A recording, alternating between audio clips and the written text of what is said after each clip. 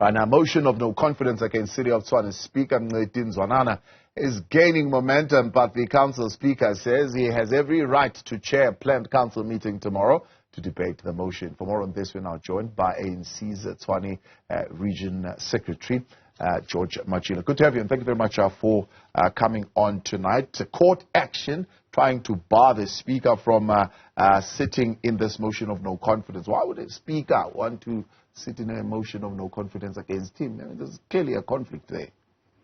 Well, greetings, Tate Mdluli, and your viewers at home. Well, let's start where the court, the Gauteng North High Court, has dismissed that frivolous court application. It's very clear that the speaker has a role to play as an elected official in that particular council. So where we are, there's no problem. I mean, it happened before with the former speaker of the DA-led coalition, Councillor Matebe, where she would sit for the very same process. So there's nothing different. So where we are, if they are able to pull the numbers as they claim, they should allow the speaker to remain there, because he has been elected to be the Speaker of Council. So that's where we are. Yeah. The Democratic Alliance have literally rubbished the idea that the Speaker needs to be given 100 days in office, just like Silas Brink should be given 100 days in office. They're saying that idea will not fly. That Speaker needs to go. Well, it's up to them. We have elected him. We supported him. We are steadfast behind him. We are supporting him. So if they've got the necessary numbers, let them try, because they have put up a motion for tomorrow. We'll see how it pans out, because we are definitely sure that it's not going to succeed. I mean, we are for the stability of the city. We supported the speaker.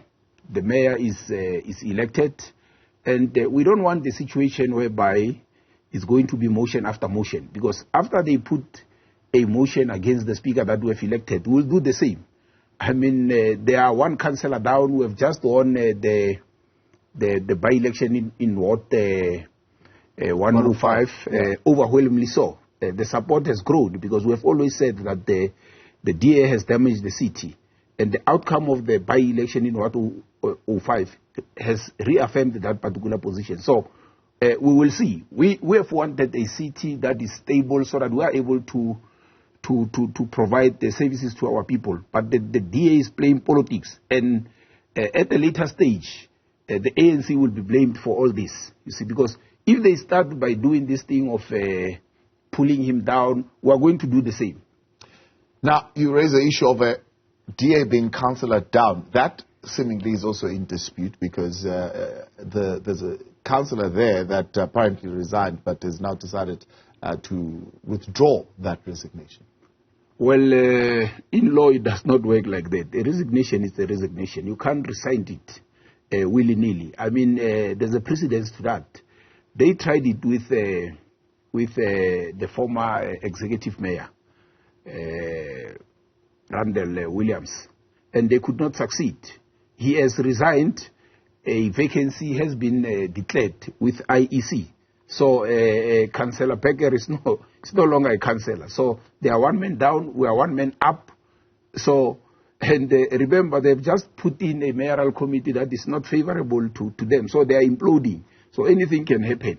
So they must never try to do things that will, shame them. Because where we are, they should be very much worried about themselves.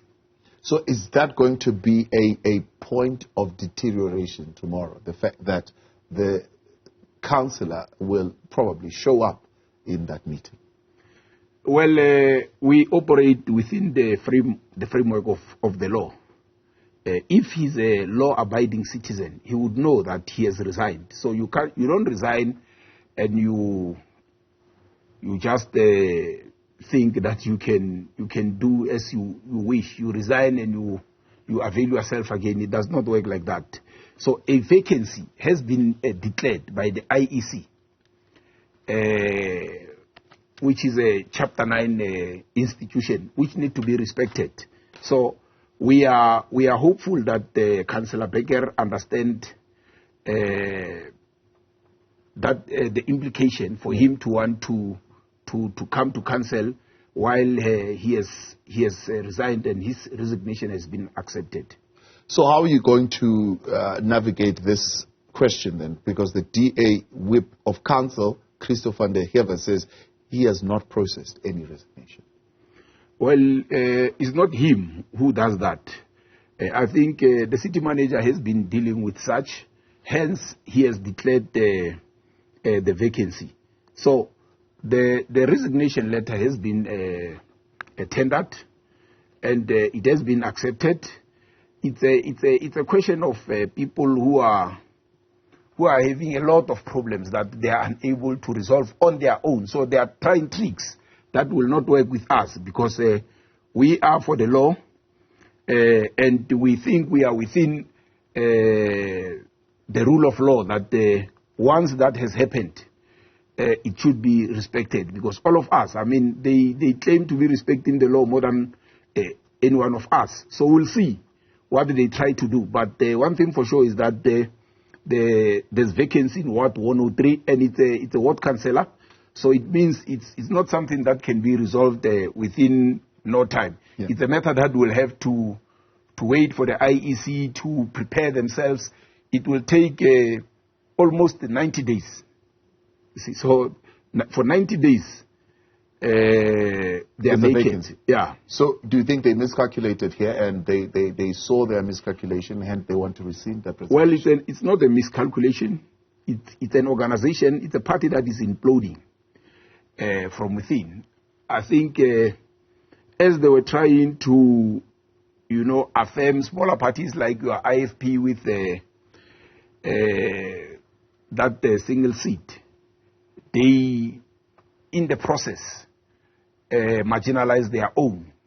So they are not happy, hence the resignation and so forth. So you might even be surprised tomorrow morning when we're supposed to meet, and some councillors of the DA are not there because they are not happy at all.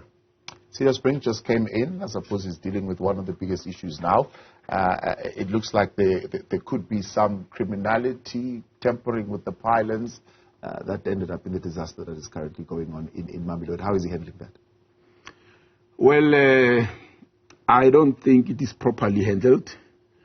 I think you would have had a lot of complaints from the residents, comparing load shedding with the incident.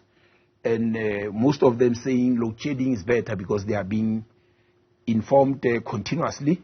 They know what is going to happen. I mean, if it is said that within 2 hours the lights will be back, that becomes a reality. And with this incident, no one is saying anything. I mean, as we speak, there's another new complaint wherein the people of Mamelodi are complaining about them being sidelined because it seems priority is given to affluent areas in the east, where in the main you'll have white people and so on. So to them, it's a matter of race, which is something that has been happening in the city for quite some time, wherein services were only provided in those affluent areas and so on. So for the past 7 years, there's been a DA misrule where the township were never serviced at all. So they can't prove to all of us. I mean, they are claiming that no, they've been doing work, but we are saying pinpoint areas where you have done work, and there's no area, there's nothing that they are able to pinpoint because there's nothing that they have done. I mean, today you have one of the most dirtiest city, more particularly the townships. At all material times, we are being bombarded with, video clips of very filthy areas, very unhygienic. I mean, our people in the townships are likely to die as a result of, such situation. We are not exaggerating, we are speaking the truth. I think the people are now missing the ANC government. They've been misled that the ANC government has been corrupt and not doing well. To some extent, there are areas of corruption and so on. It's something that we cannot deny. But you can't compare any government today in South Africa with the government of the ANC. More particularly in Tshwane. George Matjila, let's leave it there. Appreciate your time. Thank you very much for coming in tonight. And we'll see what the outcome will be then tomorrow. That was George Matjila, the Secretary of the ANC in the Tshwane region.